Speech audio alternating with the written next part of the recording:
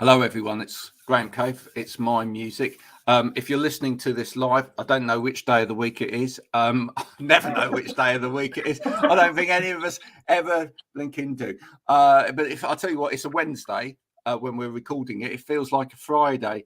Don't know about you, Nick, but yeah, that's how it feels at the moment. I'm just glad the sun's out. In a minute, I will be talking to the wonderful Nick Tudor about music and all of that stuff, but first we're going to watch this lovely video. Do appreciate it, folks, and you know, enjoy all of the psychedelicness of it.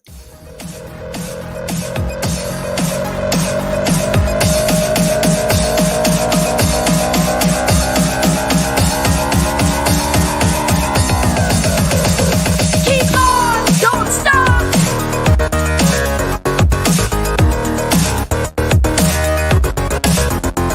Keep on, don't stop.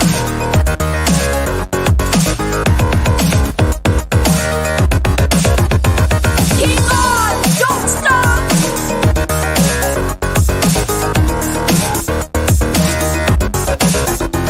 Keep on, don't stop. So, Nick, how the peppermint are you? I'm absolutely fantastic, and you are right. It is nice when there is some sunshine out. Yeah, well, you got a lovely Velux window as well, which is. This is my son's bedroom, so it's I've got it is that bright. I had to put the shutter Whoa! up. So it's very nice. But I just think it's been so cold for so long. I don't know what it's like where you are, but near the seaside, it just seems to be cold all the time. So last couple of days hasn't been too bad. But, Yeah, when you say near the seaside, because we're near the seaside as well, but that's a different seaside you've got there, isn't it? That's a different part of the world. Where are you coming from? yeah, I'm in Bridlington on the east coast, near Scarborough, near Hull, in between.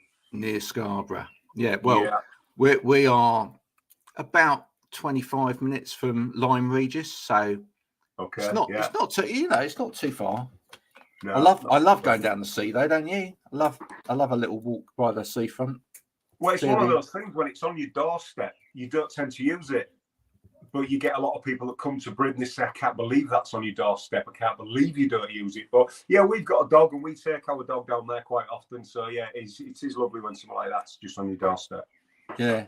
You don't fancy doing what crazy Ed Sheeran did lately and do a whole load of videos in the sea when it's freezing cold. I thought, well, it was Great Yarmouth or somewhere that he did. I think so, yeah. I saw a clip of it the other day. If I was on the money Ed Sheeran was doing, I'd be doing a video a day. Yeah.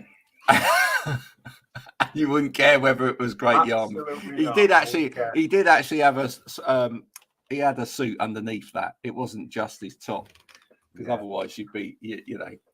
Well, he probably had an Ipswich Town kit on as well, and I'm an Ipswich fan, so I don't mind that. No.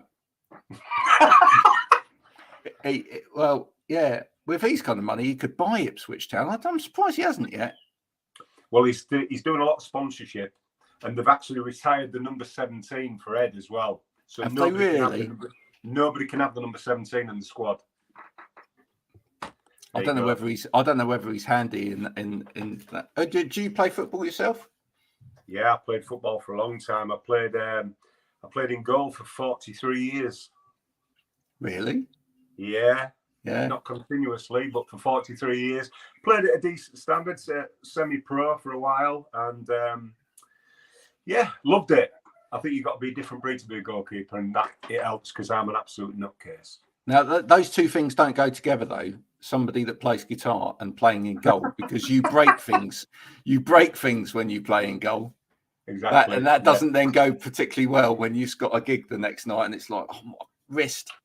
Well, when I played in goal, I always shouted, and it was very difficult. If you had a gig that night or the night after, your throat was absolutely gone.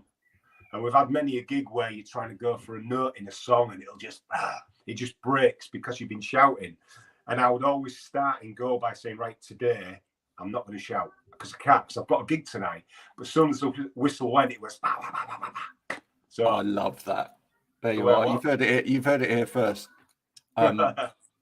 If Nick's playing in goal, you'll know if he's got a gig that evening because he won't shout. Yeah. There you go. Now, I first picked up on you because you did a little bit with the old Shed 7. Yeah, very much. It was. I first supported the Sheds in 2017 when they had the Instant Pleasures album that came out. Yeah. And I supported the full band then at York Fibbers, and the promoter is Tim Hornsby, and he's a good friend of mine. And he said I might have something coming up next. This was pre-Christmas last year. He said I might have something coming up next year with Rick and Paul. We're going to do some acoustic stuff. You haven't got it yet, but would you be up for it? And you're like, yeah, of course. What? Are you mad? Not even worth thinking about. But it all went quiet for a bit. I didn't want to bug him. And then out of the blue, he said, would you like to spot him at the Welly in Hull? I was like, absolutely. Yeah. And that was sold out. I think there was 600 or 700 in that. And then a few days passed, and I know they were playing at the Birdwell in Barnsley. And a few weeks passed, and he said, do you fancy doing Birdwell the night after? And it was like, absolutely. So 2 really, really good gigs, both sold out. I mean, doing what I do now, I'll never play to 600 people. I'll play to 700 people. So it's, so just when somebody offers you something like that, you just snap their hand off. Yeah. And just enjoy every second of the build-up and every second of the day and what have you. So, yeah, it was great. And Rick and Paul were fantastic, just absolute gentlemen. Yeah, they do seem like they are true champions of other musicians, which is always lovely to see, you know. Yeah, it's great to see. Along with John McClure as well from Reverend and the Makers. You've probably seen that on the feed. Absolutely, yeah. Just putting it out to, which just proves for an I mean, I'm not all that trying to get signed and get a deal rubbish. That went years ago with me. But it is nice when a named act, somebody that's been on the chart, can make supporting them so easy, and they can do it in a message. You'll have seen that he said, right, I want support acts for this tour. I think I was confirmed in 2 messages. It's a beautiful thing. Yeah, oh, it's amazing. It's great. And he was a gent about it as well, because that goes a long way with, I suppose, 18-year-old kids and people of my age as well. You don't take things like that for granted. So when somebody does that, it just blows you away. It just proves how easy it is. There's a great vibe going around at the moment, isn't there, in terms of the kind of independent music scene. And, you know, that whole week when the lottery winners got to number 1 and Reverend and the Makers got to, I'm going to say number 5. I think I'm right in by saying that. Yeah, like 5 or 6, yeah. Yeah, but that was it's just tremendous. And we saw it earlier in the year with the Raytons as well. And whatever. There must be some record company bosses sitting up there at the moment going, what the hell's going on here? But I think it's been kind of long overdue. I think it's been coming for a while, really, because do you know what?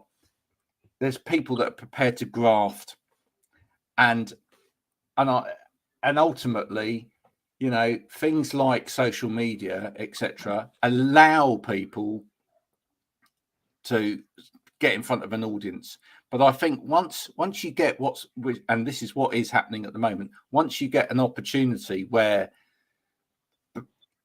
some bands are supporting other bands and some artists are supporting other artists, and it's actually all kind of, they're all kind of in it, feel like everyone's in it together, and, you know, everybody's kind of retweeting each other's tweets and pushing each other's stuff. It is going to happen because, you know, we've all been sitting there. Let's face it, Nick. We've all been sitting there for too long, not listening to the charts, going, "What on earth is this?" Yeah. Oh yeah.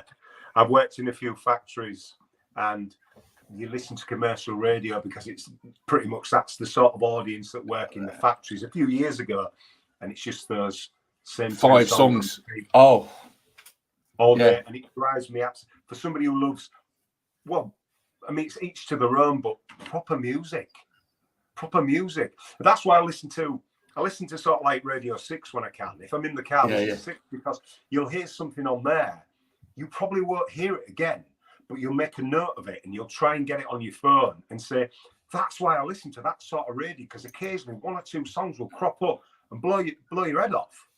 Whereas you get that commercial radio, it's like you say, it's the same few songs just rotating all day, and it just does your head in. It really does. Andrew said Jerry Cinnamon is a great example of using social media to promote his music. There's loads of great examples of some of the young artists now who there's some amazing talent out there that they're not. Once upon a time when I was a kid, and I don't know how old you are, Nick, but I'm old, right? Once upon But you're not as old as me, Graham. Okay, I'm 51 this year. Once upon a time, I'm 51 now. There you go. No, well, I'm 51. That's what I mean. I'm 51. So we're the same age, right? So the point is, right, when we were kids, right, you had to do the likes of, Saturday morning TV. And if you were a pop star or trying to make it, you had to do all of those kind of shows, didn't you? You had to do Top of the Pops. You had to do all of that. And it's like, actually, some of these artists, they're not doing any of that at all because none of that really exists or whatever. They're not doing kind of the music shows on the TV, but they are all over the internet and they are busting it themselves to get it out there. And there's some amazing talent. And as I say, the record industry must be looking at it going, oh my God, how do we control this? Well, you can't. Sorry. No, I mean, you've got to. I mean, I've only been in 3 bands in 30 years. So if you don't push your stuff, nobody else is going to do that. And long gone are the days where you put a poster in the newsagent's windows or a postcard, can I pay for 2 weeks to advertise this gig? That's gone now. You've got your Instagram, you've got your Twitter, you've got your Facebook, you've got everything. It's free. You'd be a fool not to use it. You really would. Andrew says we're youngsters. Look, he's 54 this year. There we go. Bless him. Thank you, mate. Well, but I mean, I've been accused before of over promoting. I don't know how you do that, personally. How do you over promote in this? If I've got a gig on the 17th and I don't push it up to the 17th, nobody's going to come to my gig. That's it. So if it means me putting on a post every single day to make sure people do come to my gig, then I'll do that. Surely you can't over promote. I don't think you can. By the way, Andrew, and anyone else that's watching, by the end of the year, there will be a new band out. It's me and Nick, and it's going to be called it's going to be called the 51ers. We can only do it for 1 year, and then we're going to have to, give it a rest. Change the name again. Yeah, change the name to something else. but that's the beauty of getting to a certain point in your, let's not call it a career, but getting to a certain age when it comes to putting out music and whatever else as well. Do you kind of feel like for yourself there's kind of no pressure on you there? It's just you're doing this because you want to do it, and it's kind of like, Yeah. I mean, I'll be honest with you, in the late 90s, sort of 97 onwards to about 2001, we were playing, the previous band I was in, we were playing all over the place because we wanted a record deal. It was about getting a deal. It was all about that, wasn't it? Yeah, it was then. And it was about, in those days as well, it was about sending tapes and CDs out to record companies. That's what we did it now. We were so desperate, mate. We were so desperate to get a record deal, mate. We got a record deal, but it was with completely the wrong label. And that's the other thing. That sort of thing happened all the time. We were a shiny indie boy band. Yeah. And we got a record deal with, and bless their cotton socks if they're still going, Vice Records up in Newcastle, who were a punk label. Right. Oh my God, that didn't work. But How long between both parties did you think, wait a minute, this isn't working? Well, actually one of the first gigs told me that we did a gig in Blythe. Right. They've got a massive great hall in Blythe. It probably holds about 3,500 people, something like that. Massive hall. It was unless it's been burnt down now. It might have been because they probably carried on putting these gigs on there. But we did a gig, and it was actually for animal rights as well. And the only animals there that evening were the audience. and literally, I think there was about 4 bands on, and the first band came on, and they did sort of like classic punk anthems, Sex Pistols, Yeah. They did some Ramones. They did, all of that, and then I was getting worried at that stage, but it got more and more sort of hardcore. And then by the time we came on, and we opened up our first chiming guitar chords and started singing 2-part, 3-part harmonies. I was just waiting to see how long it would take for the bottles to start going, and in the end, the police surrounded the place and we had to get out. But it was yeah. It was a crazy night. Just as Kiss would say. But I'd look back on it with fond memories, because in a way it was like, it was nice to have a bit of paper in your hand, but it kind of proved as well, though, that there were so many things that you had to get right in order to make it all work. And the thing is that what I love about these days is you are more in control of that as an artist, or you can be more in control of that. And I love watching these young artists, or I love watching artists these days taking control of it, using social media and whatever, and just doing it the way they want to do it. I think that's great. Yeah, definitely. I do think,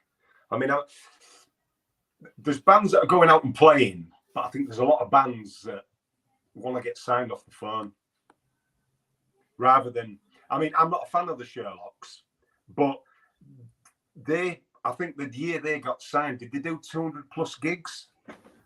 That's through hard work. That's about putting your stuff in the backs of the cars and the vans, going to the venues and playing to 3 people, then going to the next one, playing to 18 people. And it's hard work and it's pretty soul destroying, but you're in it for the right reasons. Yeah. And you've got they're grafters, those boys. They're grafters. Yeah, completely. But now it seems to be about, I don't know, it's about, I'm maybe showing my age here, but it's about the likes and it is about the retweets. And it's not about doing the gig, it's about doing a banger in your kitchen and hoping that takes off, rather than doing the banger in the local boozer or the local venue. I might be wrong, but that's certainly the generation I came from, where basically if you wanted to be noticed, you went out and played in the pub. Yeah. You went to absolutely. But it is that way now. It is all very social media based and what have you. So I get that. I understand it. Yeah, I'll tell you what, and it's where you learn how to play as well in those pubs, because and until you've had someone standing there in your face, right? Yeah. And you've got to oh my god, back off. Yeah. You've got halitosis. It was just. It was really intense. But then you one night you'd play and it would be absolutely packed, and you'd realise, well, they'd all come to see somebody else.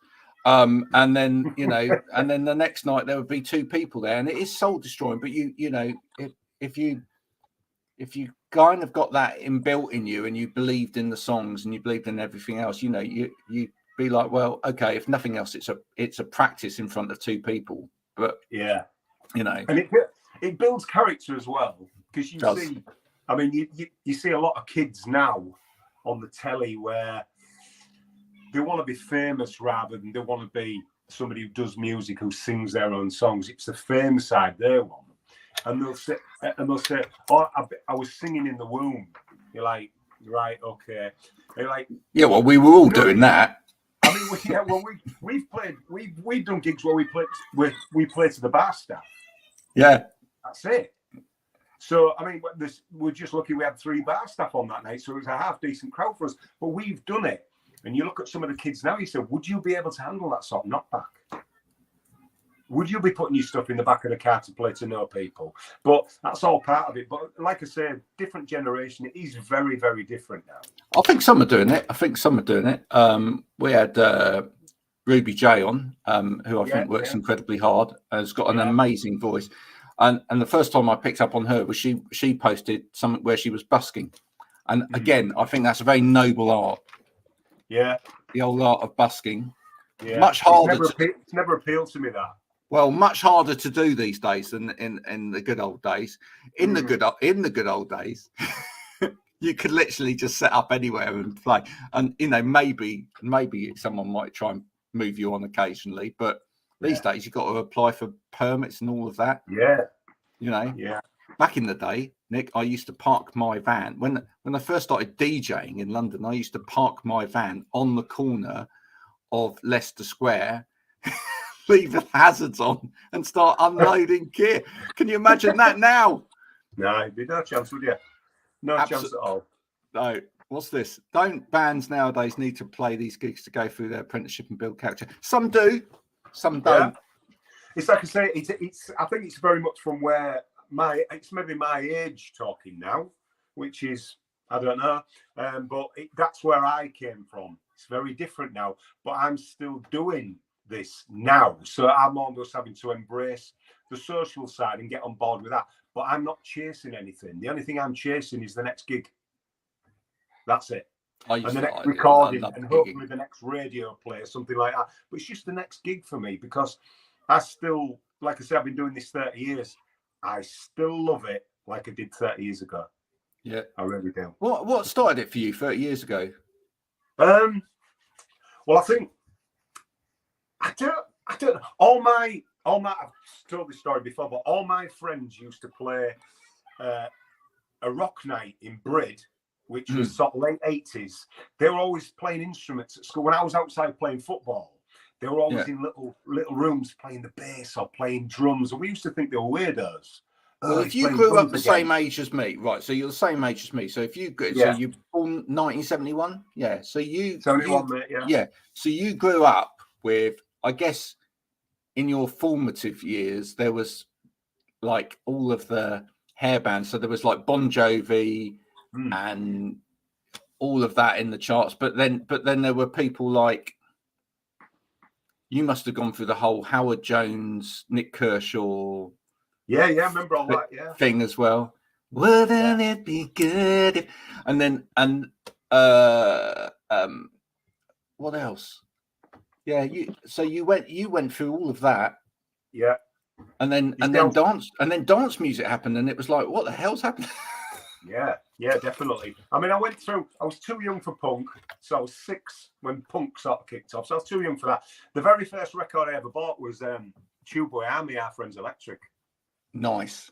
That's the first 7-inch I met. I think it was something like 77 pence from Woolly. Yeah.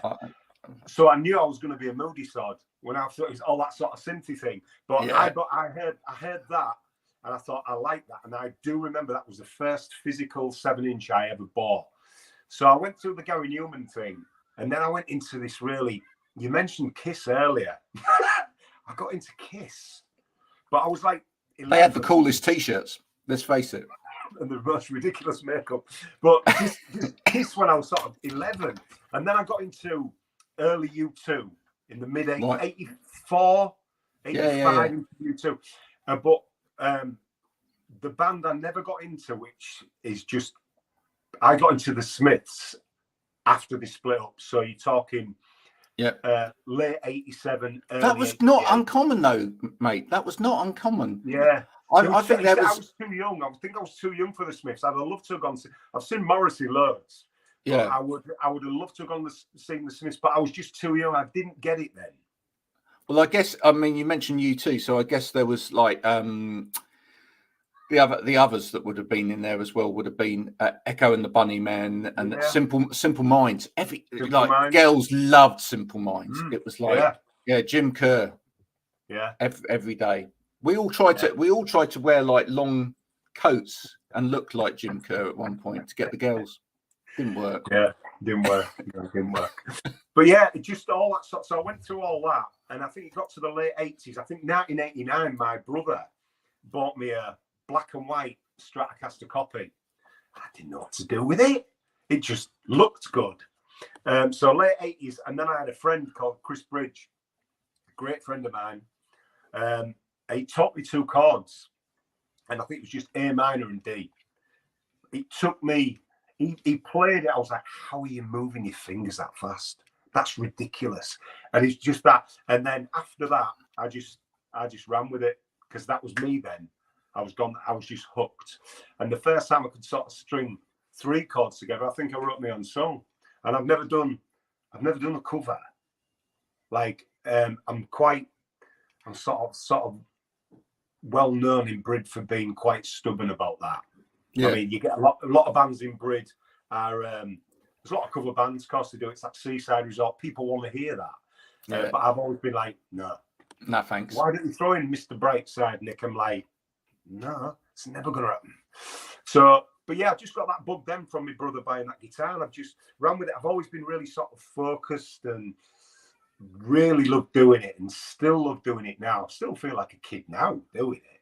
Yeah. But yeah, I'm on my own now, so just solo acoustic, which isn't my thing, but I'd rather do that than not do anything. Well, you'd like to get a band back together, would you? I think It's a lot of effort, though, isn't it? It's a lot of effort. That much grief. It's just been over the last few years. It's just been like a revolving door.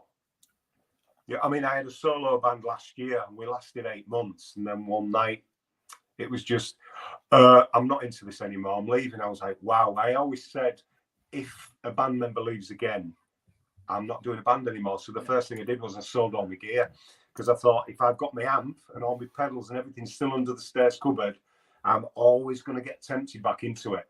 But if I haven't got the gear, I can't get tempted back into it. So I just bought myself a semi-decent acoustic, and I thought, I'll just go out on my own. And when you get offered a gig, it's no longer taking 4 days to confirm it, because so-and-so will answer the phone in the group chat, or they're waiting for their missus to decide what they're doing that week. And I got really tired and fed up with it. That's why I said, if one leaves again, I'll just be on my own. So now if I get offered a gig, I can confirm it in a second.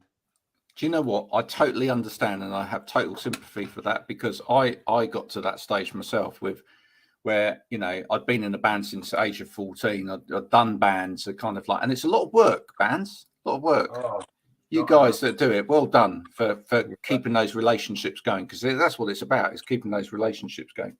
You know, it's hard enough keeping relationships going in your family and stuff. You know, we've got 7 people in this family, let alone, you know, trying to keep a band going as well, right? But yeah, when kind of all of the band stuff finished, etc., I did actually start with a mate for fun, and me and Nick are going to be doing this as well. The 51ers, or the 50.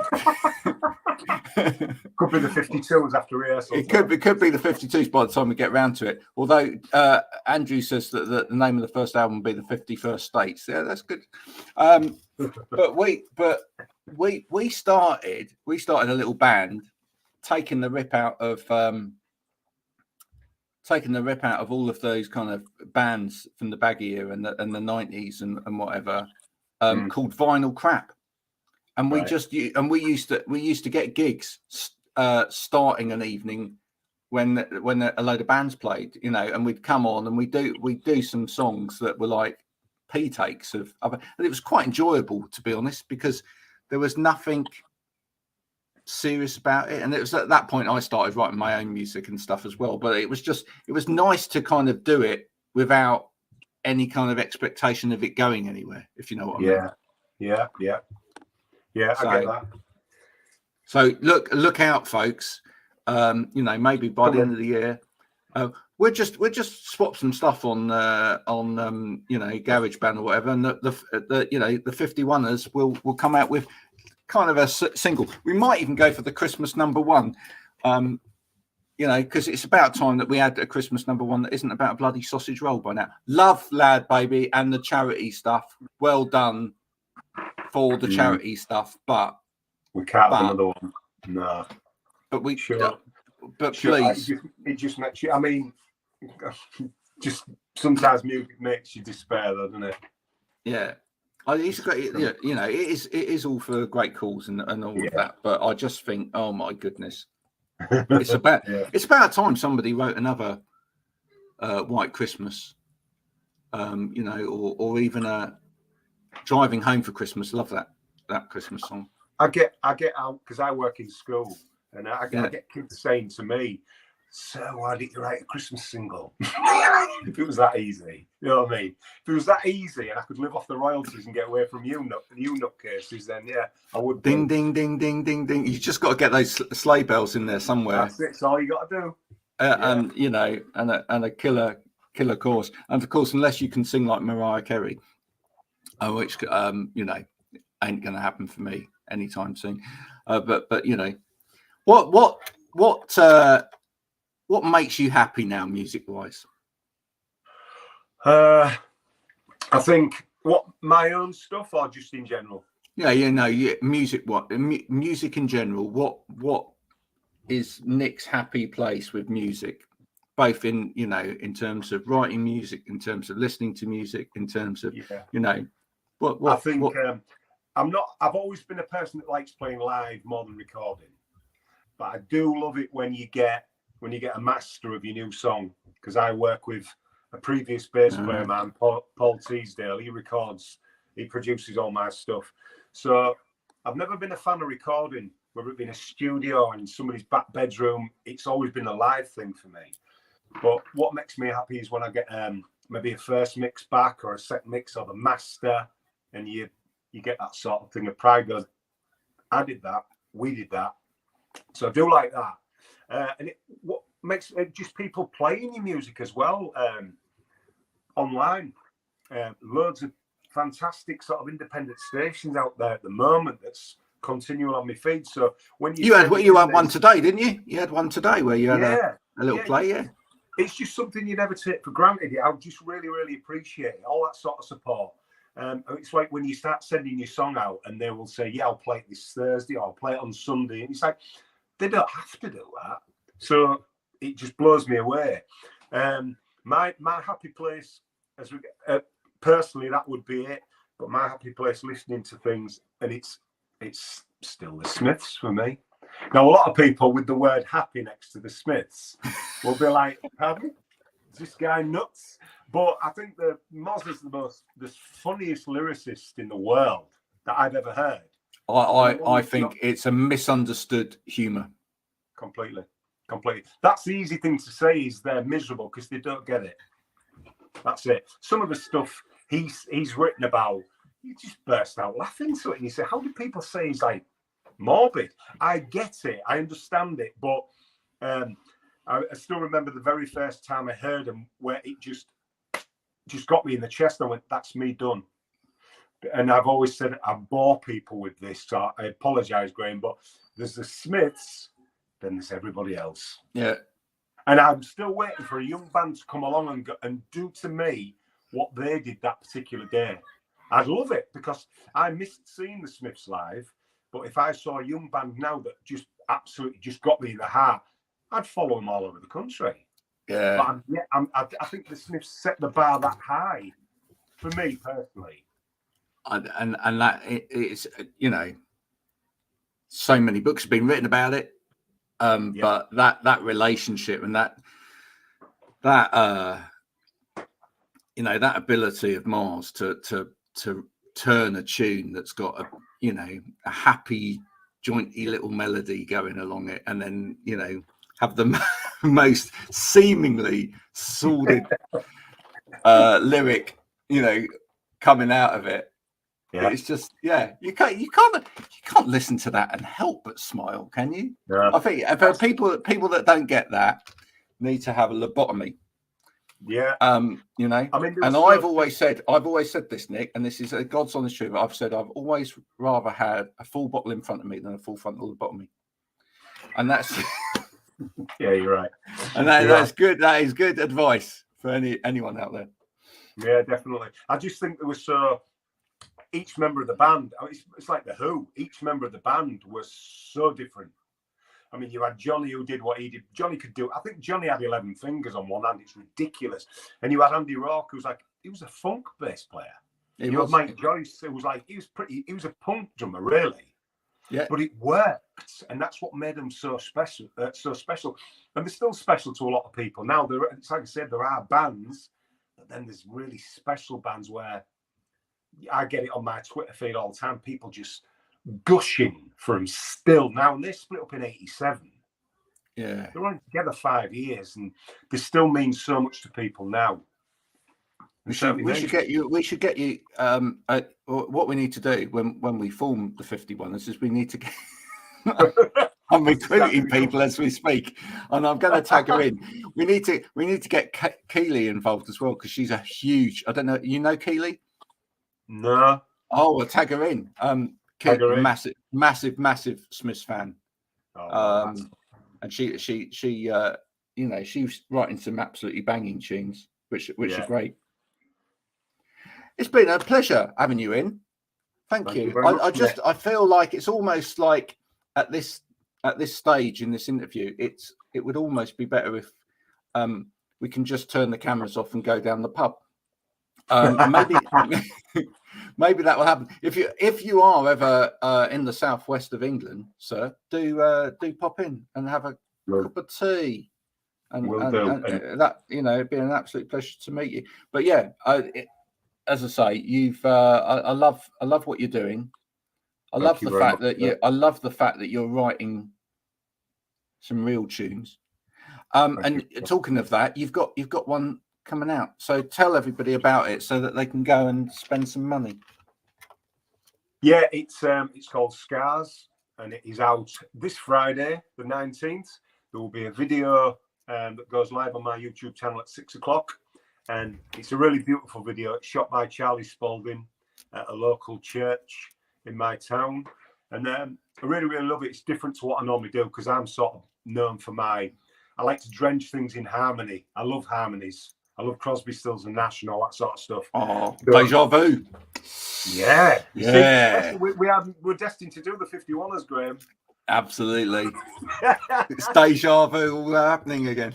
Yeah. So you've got I've deliberately made it different. It was just like it's just a piano and a vocal. When normally I'm used to sort of 45-second guitar intro, loads of harmonies, really melodic, and everything's up. And on this, I just wanted to strip it back and say the song is what it is. That's it. And we've shot a really beautiful video. It's my daughter. She's a professional dancer in it. So brilliant. She's in the video, and it's just blown me away. I think the video certainly serves the song. And yeah, so really looking forward to that coming out this Friday, 19th of May. Cool. I will make sure I do a YouTube short as well to promote this and include a little clip, unless you've locked it down, of your video as well. Thank you very much. And that would be great. Nick, it's been an absolute pleasure. I'm glad we got round to doing this. I love how Andrew said, yeah, it feels like a pub chat. Great show. That's how it should. That's how it should be. Cheers, Graham. Thank you very much for your time, Matt. I appreciate that. No, it's an absolute pleasure. If you've enjoyed this, this has been my music. If you haven't, tough. And do subscribe to it, share it with your friends, and let other people know, because musicians who are not rich and famous need your support, and that's right. People like Nick. So if you've enjoyed that, and when you do go and hear Nick's music, if you've enjoyed that as well, just let him know, because that means the world to everybody. And until next time, bye for now. Thank you, Graham. Cheers.